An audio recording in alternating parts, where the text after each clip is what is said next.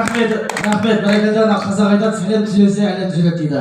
Сөз атасына ассалаумағалейкум. Бірінші сөздің басы бісмілла, істеуге шуақта іс қылма. Жалпы сіздермен біздер аман ба?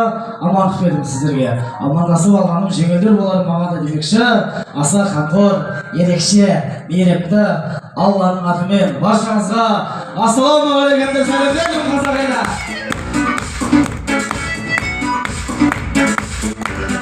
Бір ағасы бар, екі дүниесі бар, үш жүзі бар, төрт қоласы бар, бес қарызы бар, алты алашы бар, жеті қазынасы бар, сегіз серісі бар, тоғыз құмалағы бар, 10 шақты қыздары бар, 11 кредиті бар, 12 деген мүшесі бар, 13 деген машинасының нөмірі бар, кереметтей ұлағатты ұстазы бар, кереметтей ағайлары бар, кереметтей осындай достары бар, кереметтей осындай күйеуолдары бар, кереметтей осындай шынайы, таза, адал достары бар. Бүгінгі кереметтей кешке қош келдіңіздер.